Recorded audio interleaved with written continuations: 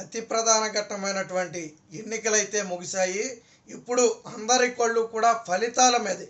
June 4న రాబోయే ఫలితాల కోసం దాదాపుగా 2 తెలుగు రాష్ట్రాల్లోని ప్రజలతో పాటు ప్రపంచవ్యాప్తంగా ఉన్న తెలుగు వాళ్ళందరూ కూడా ఎదురు చూసే పరిస్థితి.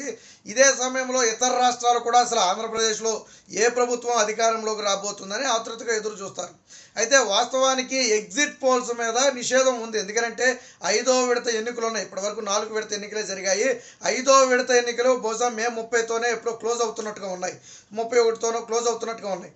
అయిన తరువాత అప్పుడు ఎగ్జిట్ పోల్స్ అయితే రావడానికి ఉంటుంది. ఈ మధ్యలో ఎగ్జిట్ పోల్స్ అయితే విడుదల చేయకూడదు. ఎందుకంటే అది ఇతర ప్రాంతాల మీద ప్రభావం చూపుతుంది. ఫర్ ఎగ్జాంపుల్ 3వ విడత జరిగినటువంటి రాష్ట్రాల్లో బీజేపీకి ఫేవర్గా ఉందంటే అది తర్వాత ఎన్నికలు జరిగే రాష్ట్రాల మీద ప్రభావం చూపుతుంది.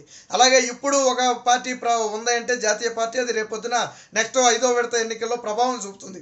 కాబట్టి ఎగ్జిట్ పోల్స్ మీద అయితే నిషేధం ఉంటుంది. బట్ కొన్ని సంస్థలు అయితే పూర్తిగా ఎగ్జిట్ పోల్స్ అని కాకుండా తమ అంచనానైతే వెల్లడించే ప్రయత్నం జరుగుతుంది. ఎందుకంటే ప్రజలు తీవ్ర ఆతృతతో ఎదురు చూస్తున్న నేపథ్యంలో కొన్ని తమ అంచనాలను అయితే వెల్లడించే ప్రయత్నం అయితే చేస్తున్నారు. దీనికి సంబంధించి సోషల్ మీడియాలో తాజాగా ఒక వార్త అయితే పూర్తి స్థాయిలో చక్కెరలు కొడుతుంది. మీరు అందరూ కూడా చూసి ఉండి ఉంటారు. ఏదో ది న్యూస్ మినిట్ అని చెప్పేదో ఒక పేరుతో అయితే ఇది కొనసాగుతుంది.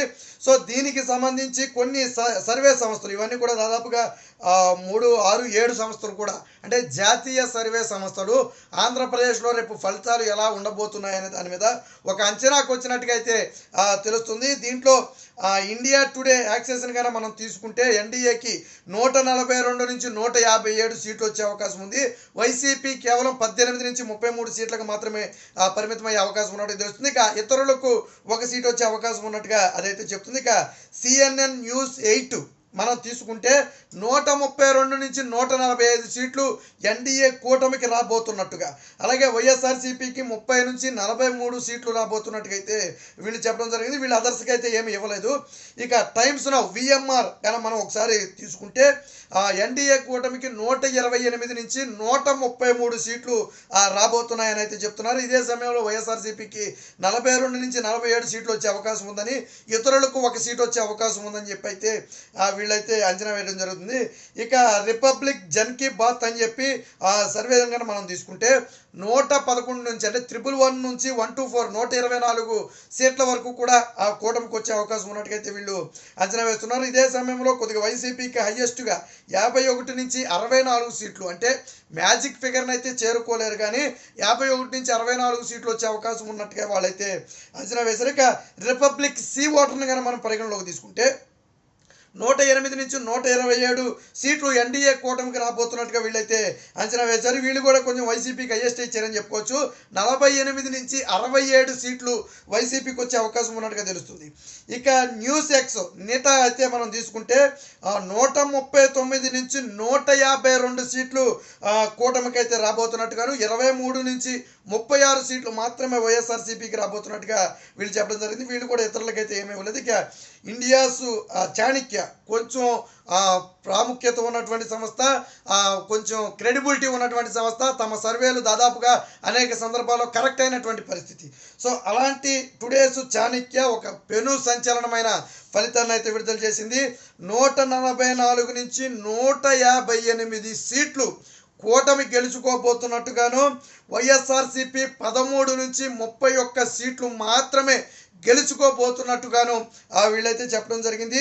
సో హయ్యెస్ట్ సీట్లను 2 అయితే ఇవ్వడం జరిగింది. దాదాపు 150 ప్లస్ 3 ఇవ్వడం జరిగింది. ఇండియాస్ టుడే హయ్యెస్ట్ 157 సీట్లు కూటమికి రావచ్చు అని చెప్పింది.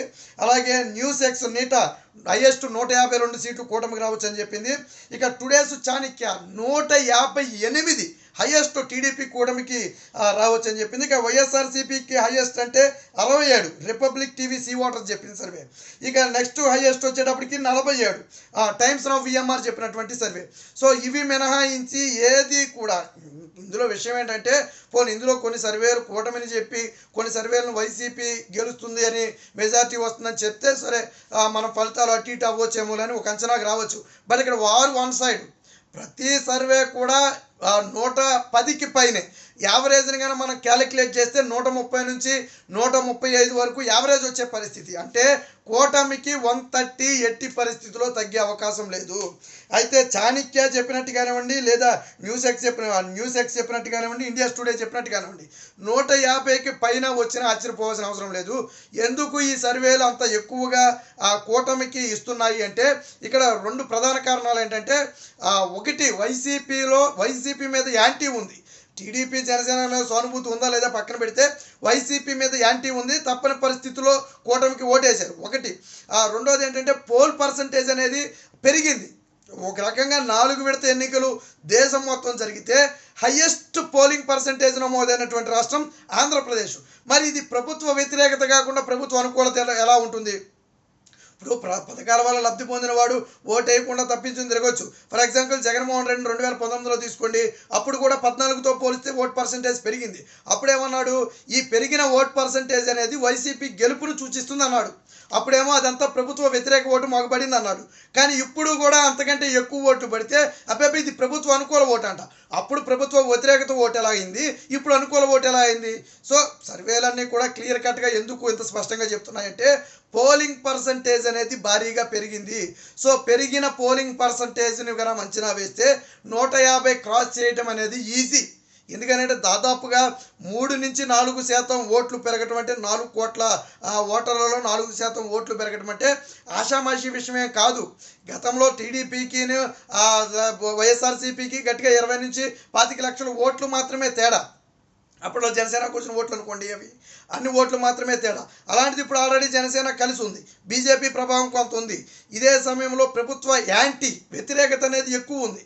కాబట్టి ఖచ్చితంగా అవన్నీ కూడా కూటమికి పడి ఉంటాయి. కాబట్టి ఇవి వచ్చినట్టు తెలుస్తుంది. ఇవన్నీ కూడా చెప్తున్న సర్వేలు కాదు, ఆల్రెడీ వచ్చిన వాటిని మనం వినిపిస్తున్నాం. అయితే పూర్తి స్థాయి ఎగ్జిట్ పోల్స్ అంటే మనం చెప్పలేని పరిస్థితి. ఎందుకంటే ఆ పూర్తి స్థాయి ఎగ్జిట్ పోల్స్ మీద ప్రస్తుతం నిషేధం ఉంది. ఇప్పుడు ఎగ్జిట్ పోల్స్ మీద నిషేధం ఉన్నప్పటికీ కూడా మన అభిప్రాయాలను వ్యక్తం చేయొచ్చు. బహుశా వీళ్ళు గెలవచ్చు, వీళ్ళు ఓడిపోవచ్చు అని మన వ్యక్తిగత అభిప్రాయాలను వ్యక్తం చేయొచ్చు. మనం సర్వే చేసి కానివ్వండి, లేదా సర్వే చేయకుండా కానివ్వండి, ప్రజల నాడిని బట్టి కానివ్వండి మనం చెప్పొచ్చు. బట్ క్రెడిబిలిటీ ఉన్నటువంటి సంస్థలు అనేవి పూర్తిగా అప్పుడే వెల్లడించలేవు. ఇప్పుడు తెలంగాణలో చూడండి, కేసీఆర్ అధికారం అన్నారు 3 నెలల ముందు దాకా. తర్వాత ప్రీ పోల్స్ కానివ్వండి, ఎగ్జిట్ పోల్స్ కానివ్వండి ఏం చెప్పినాయి, కాంగ్రెస్ అధికారం అని చెప్పినాయి. యాజ్ ఇట్ ఈస్గా అదే జరిగింది. ఇప్పుడు ఏపీలో కూడా నిన్న మొన్నటి వరకు ఎన్నికలకు ముందు ఏ సర్వే కూడా వైఎస్ఆర్సీపీ గెలుస్తుందని చెప్పలా. ప్రతిదీ కూడా కూటమి గెలుస్తుందని చెప్పింది. కొన్ని సర్వేలు పోలింగ్ పర్సంటేజ్ పెరిగితే 150 ఈజీగా క్రాస్ అవుతుందని చెప్పారు. బట్ పోలింగ్ పర్సంటేజ్ అనూహ్యంగా ఏపీ చరిత్రలోనే ఎప్పుడూ లేదు. ఇప్పుడు ఈ 2024 ఎన్నికల్లో ఇప్పటి వరకు జరిగినటువంటి ఏ రాష్ట్రంలో కూడా ఇంత పోలింగ్ పర్సంటేజ్ రాలా. దాదాపుగా 4 రాష్ట్రాల్లో అసెంబ్లీ జరిగింది, పార్లమెంటు జరిగింది. సో ఎక్కడ కూడా ఇంత పర్సంటేజ్ రాని పరిస్థితి. సో అంటే ఇదంతా కూడా యాంటీ ఓటింగు ఏదైతే ఉందో అది ప్రతిపక్షాలకు అనుకూలంగా మారింది, కూటమికి అనుకూలంగా మారిందని ఒక అంచనా అయితే ఉంది. మొత్తంగా తెలుగుదేశం పార్టీ లేదా కూటమి వీళ్ళు చెబుతున్న సర్వేలు కన్నా నిజమే అయితే 150కి 160కి మధ్యలో సీట్లు గెలుచుకునే అవకాశం ఉందని చెప్పి చాలా స్పష్టంగా తెలుస్తుంది. ఖచ్చితంగా అంటే ఇప్పటి వరకు జరిగినటువంటి ఎన్నికల పోలింగ్ సరళిని, ఇప్పుడు ఏపీలో జరిగిన పోలింగ్ సరళిని కన్నా దగ్గరగా అబ్జర్వ్ చేస్తే పొలిటికల్ అనలిస్టులు అందరూ కూడా చెప్పేది ఒక్కటే, ఏపీలో ప్రభుత్వం మారబోతుంది. ప్రభుత్వం బలమైన మార్పును కోరుకున్నారు, ఆషామాషి కాదు.